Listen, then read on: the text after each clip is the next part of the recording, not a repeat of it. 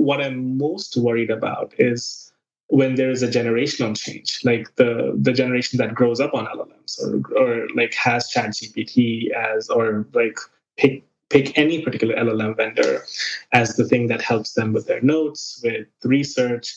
It'll be really hard to be, okay, is this like, how do I apply the appropriate amount of skepticism to it?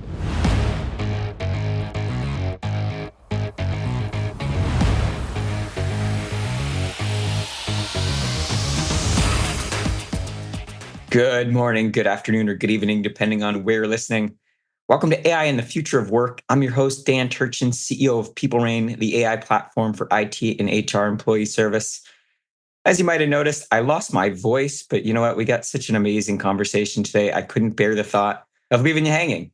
So here we are. We play through the pain. Let's do this. Our community's growing. If you like what we do, sign up for the newsletter. We launched it a couple months ago. There is a link to join the community in the show notes. Of course, if you like what we do, give us a like and a rating on Apple Podcasts, Spotify, or wherever you listen.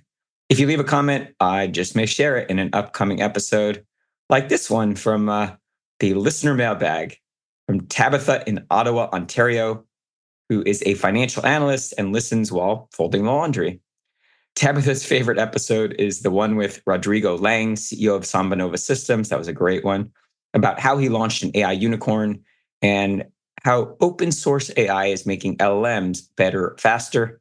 Tabitha, glad you enjoyed it. We learn from AI thought leaders weekly on this show. Of course, the added bonus, you get one AI fun fact each week. Today's fun fact: the Press Gazette summarized the current state of content publishers wrangling over fair use with LLM vendors.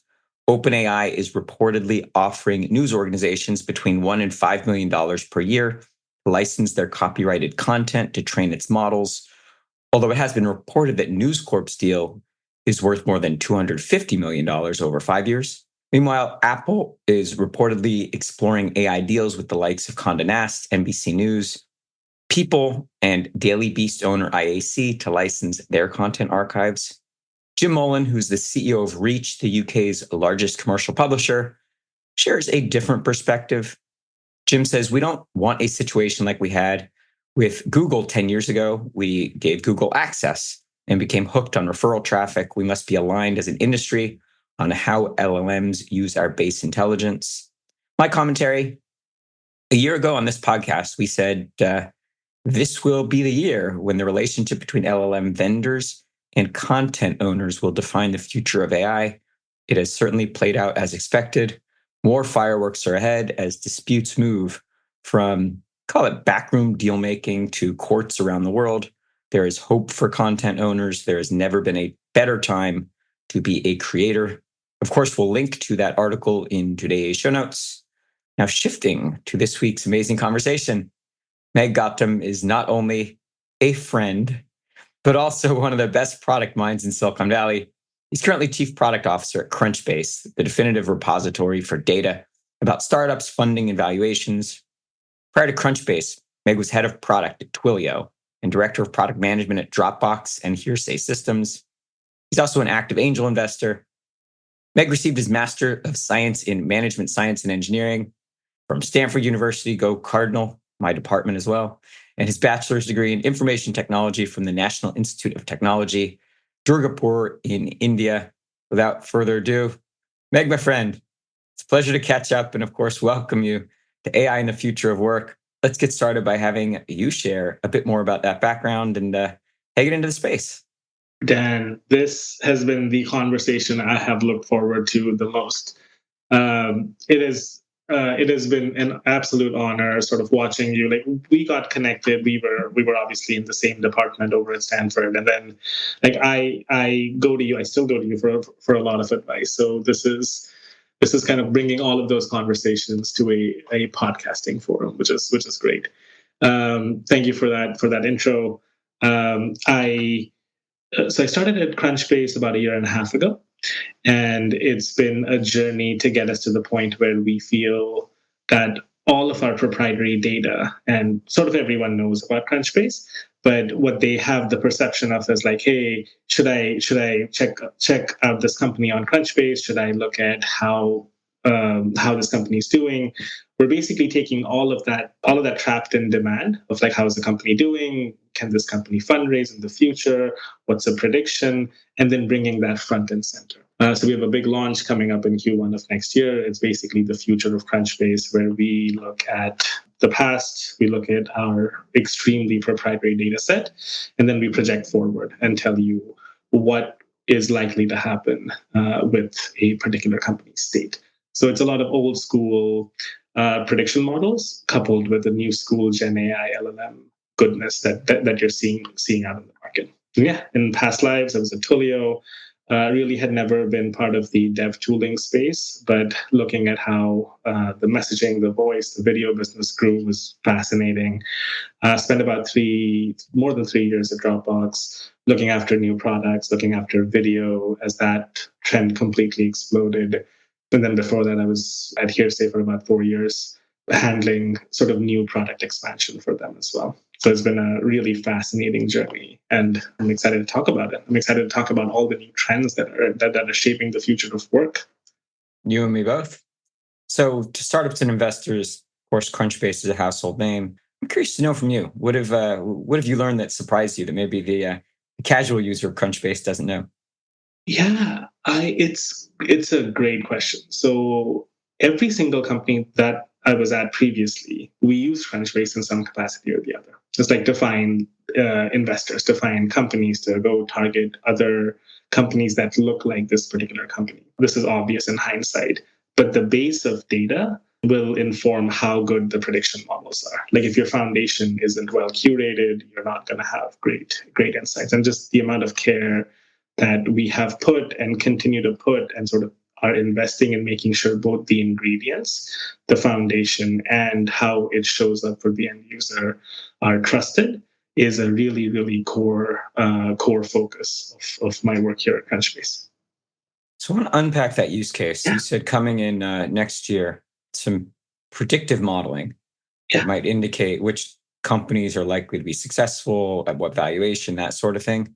Talk us through the AI behind that. Where's the data coming from that you train on, and how are you making those predictions? And then to the extent you're going beyond those two that I mentioned, what are you predicting? Totally. So when I got here, I'll kind of walk through the process where it seemed to the outside person looking in, where it's like, oh, you're all kind of looking at the AI train and seeing where it's going. But we have always been pretty instrumental and pretty forward thinking in terms of how we could use the latest AI technology. But AI is not as powerful if it were not to solve a core kind of user/customer problem. So we took 6 months to just like have a tour of our customers to be like, what are your burning questions? What are the answers you can't get anywhere? Because we want to use AI to be different and better. And in that framing, what we realized was there are questions about the present, like what's happening right now, make me smarter. And it really becomes an ROI question of like, hey, 30 seconds, tell me what's going on. If I want to dig deeper, I will go dig.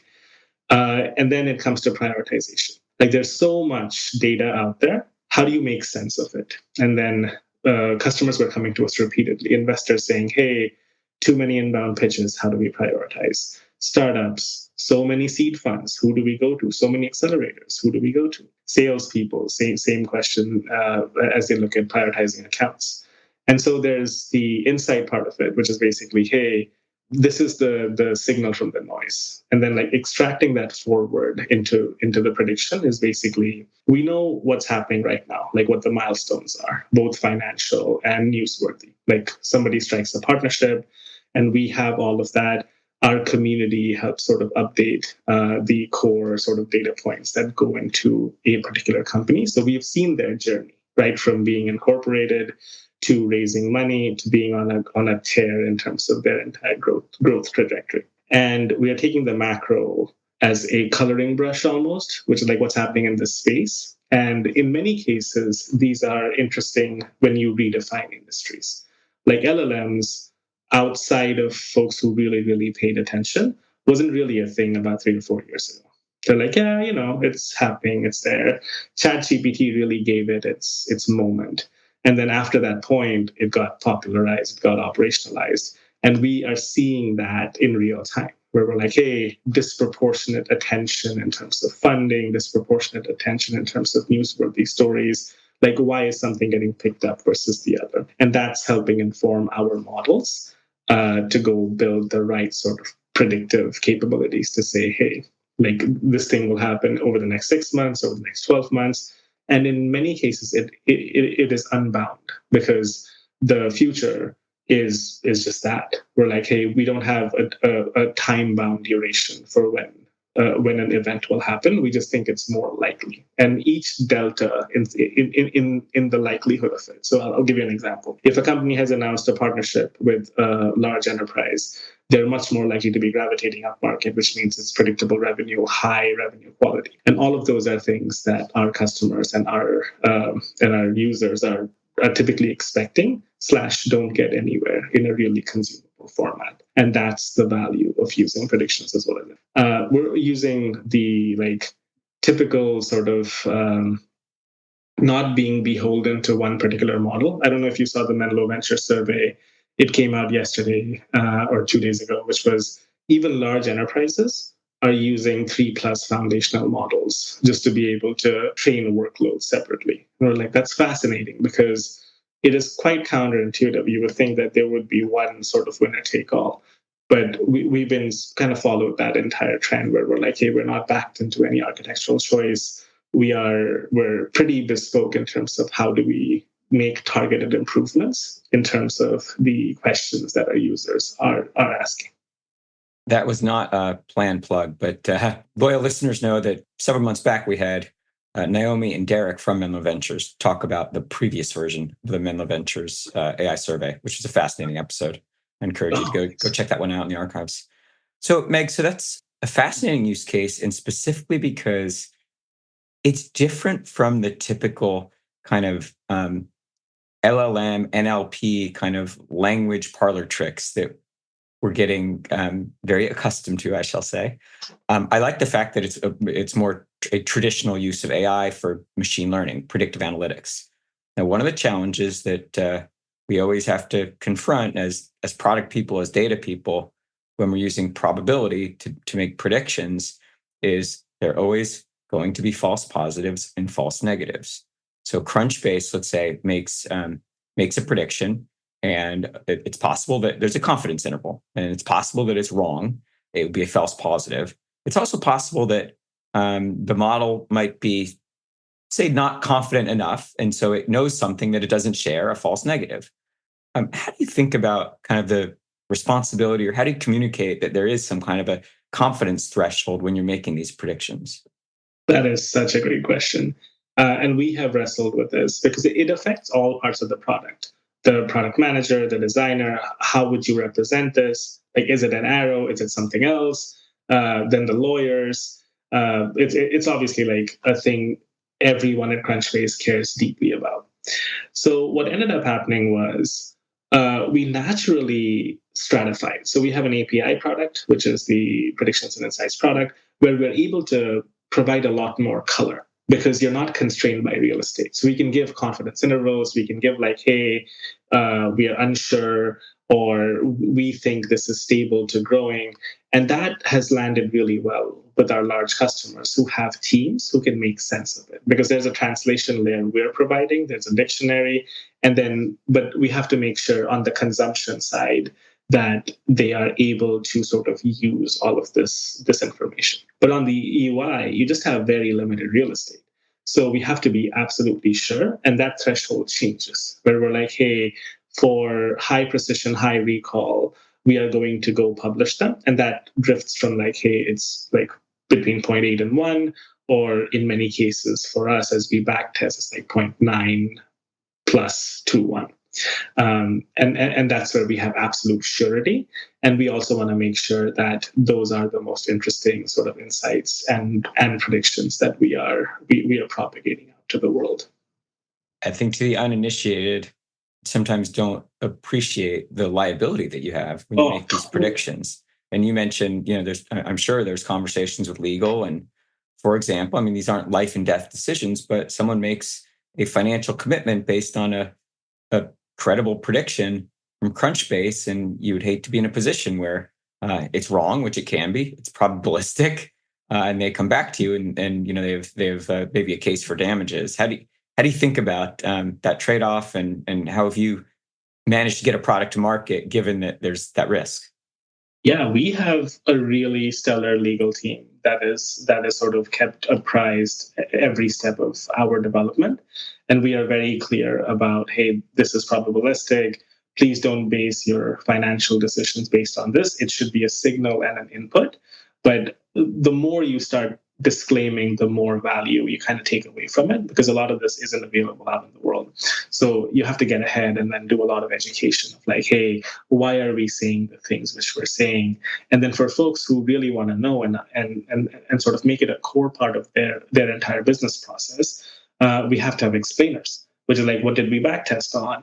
What were the intervals? And it really is like progressive disclosure. And that rabbit hole, as you know, Dan, is like pretty deep. Like it is as deep as a person wants to go consume. So we have to be really careful in terms of like not losing people in the details, but also being extremely comfortable sharing what we believe is true within the bounds of liability, obviously. Yeah, good answer.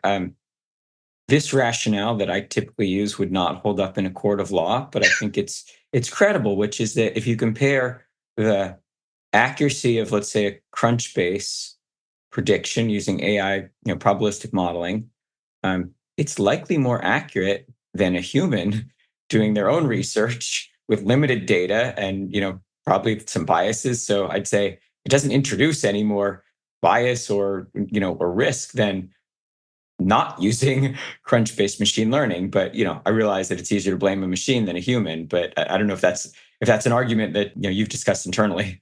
So if we look at like sales and customer prioritization use cases, it's a very simple thing for us to be like, okay, how do you do, as an example, territory mapping? Do you just like randomly assign by geographies? Do you know what a person is good at? Do you know the features of a company that you close versus the one that you don't? And those are just like very helpful conversations where companies tend to give ground grudgingly.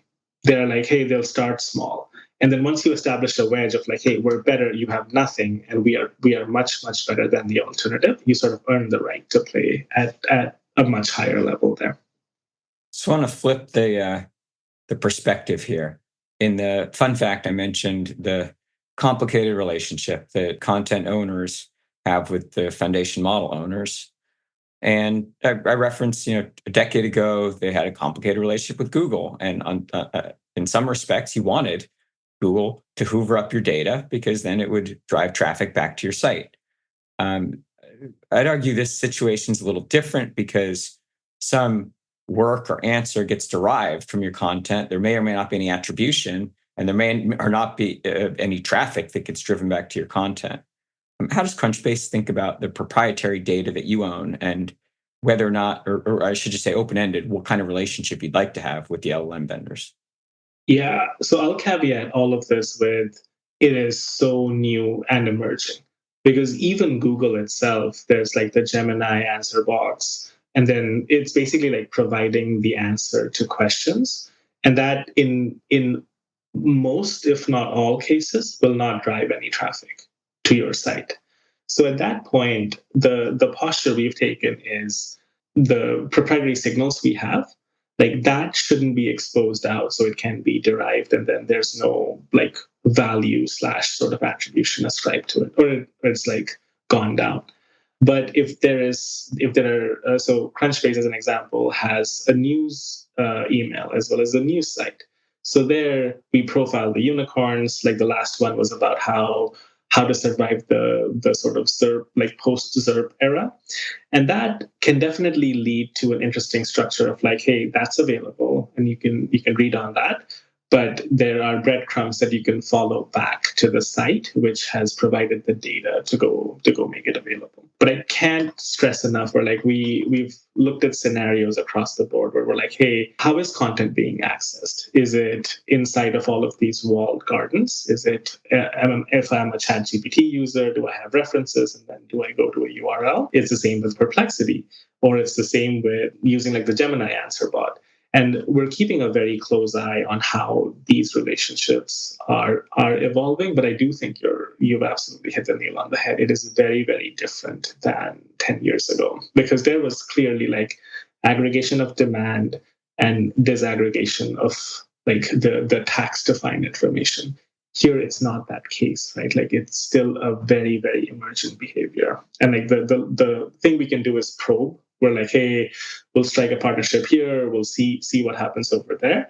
But it's very premature to commit, because you just don't know where consumer behavior is going to go. Like to your point, right? Like the parlor tricks might become old. We haven't talked about hallucination. Like there was the whole sort of article around like the Google answers asking people to eat rocks. Like I don't think that goes away. It has been abated, I think, to a large extent, but it's a very fast moving world. That's a logical extension of what we had just talked about with the liability. An LLM hoovers up your data, hallucinates something that's not true, and maybe it's a prediction or something that is not what the Crunchbase prediction service would provide, and someone takes some action. Clearly, Crunchbase isn't liable for that false information, but it gets determined that the source was Crunchbase. Yeah. How do you think about that scenario? Yeah, it is. And I think liability, there's like the strict sort of legal definition, and then there's brand. Like your brand will take a hit because you'll have all of these sources, and we just can't afford that, because now trust and attention are like the two scarcest resources. So anything that tries to take away either trust from our end users, or this like entire affinity towards like attention, which is like, I want this one thing, and now that we have you in our interface, you can do these 10 other things which you had no idea you could do before, are things that we will not look at super positively. So this one's a little wonky, but I got to ask because we're both nerds. So there's this somewhat obscure protocol called robots.txt, and every site can choose with your public-facing content in the header section of the page. You can restrict certain bots from crawling your content. What is Crunchbase's perspective on if it's outside of a firewall, outside of a paywall? Can any LLM access it, or do you actually use like a robots.txt to restrict LLMs from crawling? I don't know what the latest is here, but we have had extensive debates, which is like ChatGPT has, I think, multiple crawlers as an example. And then you have the same exact thing applied to Perplexity. And then you don't want to get into this game of like whack-a-mole, where you're like, hey, I blocked this, but this other thing is available. So we are trying to take a very principled approach to like, hey, if you're paying for the content, and I think most crawlers respect paywalls, but this is also a thing which we are sort of evaluating as well. But it's so fast moving that I couldn't tell you right now what's the disallow sort of crawlers in terms of our robots.txt. But it's a great question. Outside of the wonky part, just curious to get what does Megh think about should content that's outside of a paywall that is accessible to the public, just should that be in general? Megh, as web browser, as consumer, would you expect for anything that's available publicly on the public internet to be accessible through an LLM? Yeah, this is me. So just my personal opinion, I think consumer behavior will drive a lot of this. So if I have pivoted entirely to using Perplexity because I just want the answer, and if I want to go down the rabbit hole, I will. Or if I've chosen to use like the Gemini answer box and I don't want to scroll through like the sort of sponsored links, then it becomes really important for the content creators to go allow that. But I'm trying to reconcile this with like creators also need to be paid a fair value. And I'm also trying to reconcile with this. I think it was the Goldman report where the creators, like independent content creators, will be the largest class of like profession in the next 5 years. So as that ramps up, and you're available everywhere. Like I feel like there's got to be a protocol or a way to go make this not be as contentious as it has to be argued in court. Just like you're seeing right now with a lot of the kind of leading edge first gen sort of AI vendors.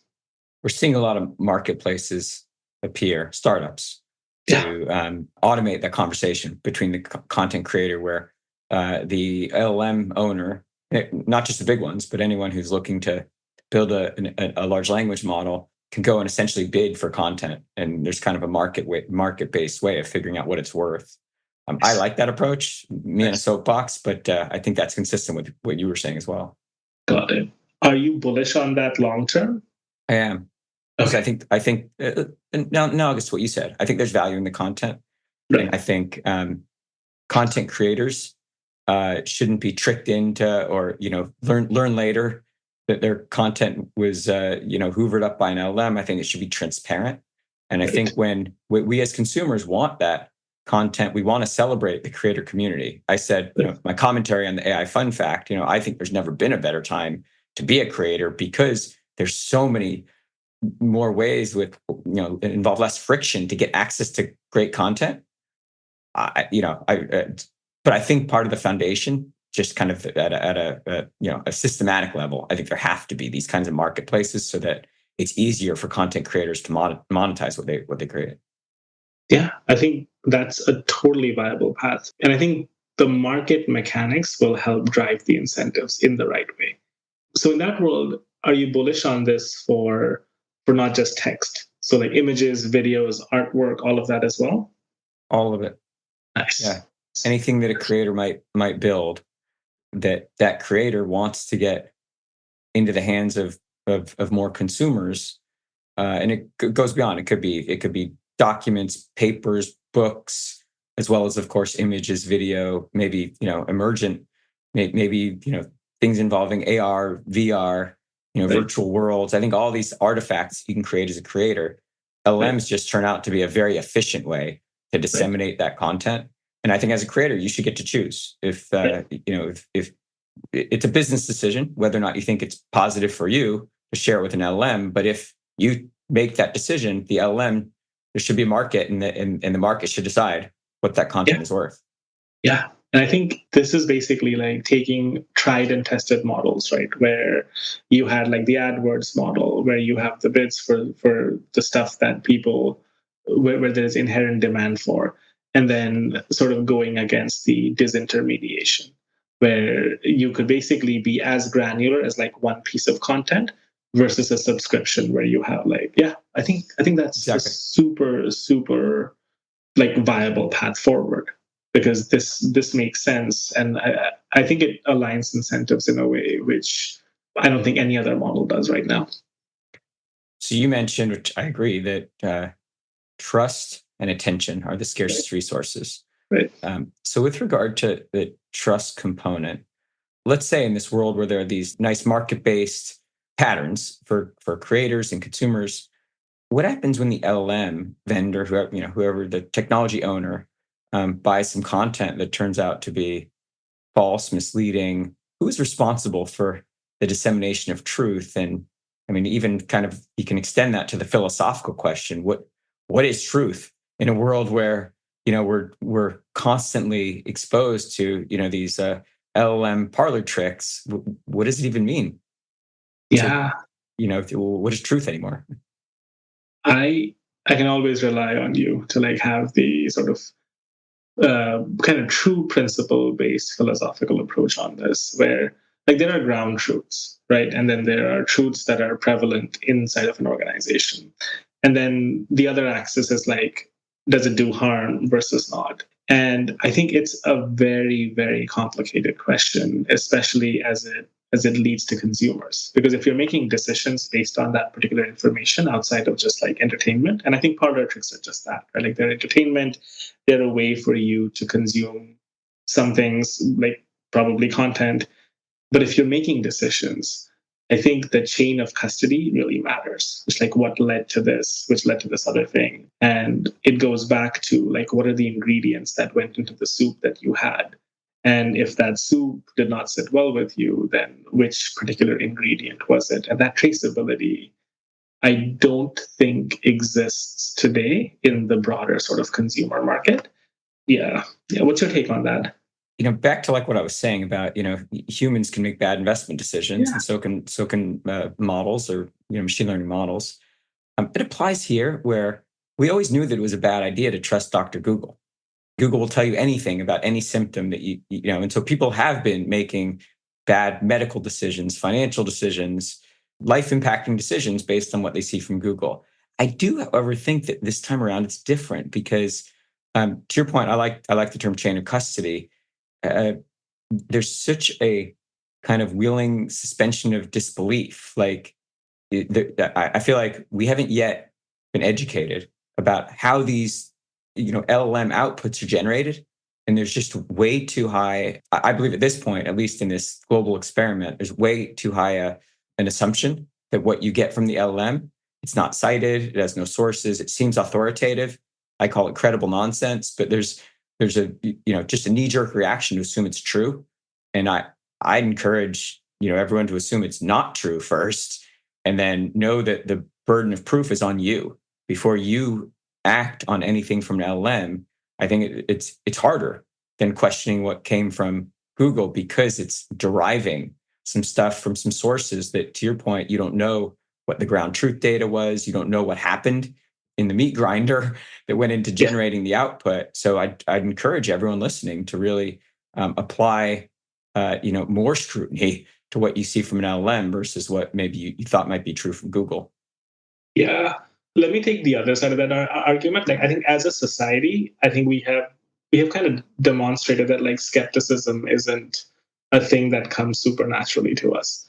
What I'm most worried about is when there is a generational change, like the generation that grows up on LLMs or like has ChatGPT as, or like pick any particular LLM vendor as the thing that helps them with their notes, with research. It'll be really hard to be, okay, is this like, how do I apply the appropriate amount of skepticism to it? And I think it's a fascinating problem, but it's one of those wicked problems where it's behavioral, societal, psychological, and technological. And I don't think there is one solution that solves for it well enough. And I don't think education alone will sort of do it. I think there has to be a solve that has to get repeated, rinsed, and tried for like different kinds of populations that will lead to an increased trust. Because these apps already have our attention. So now it's kind of working backward to the trust part. We're both parents. What should we be telling our kids about how to and how not to consume content from LLMs? It's all about like, how believable is this? And can you find another source to go prove this out? But even those are weak, right? Like, because believability is a construct, it's not a ground truth. And then finding another source that gets whipped up is pretty easy, right? So like I definitely haven't struck upon like the right balance there, but I 100% agree with you. Like, more skepticism is the right way forward. Yeah.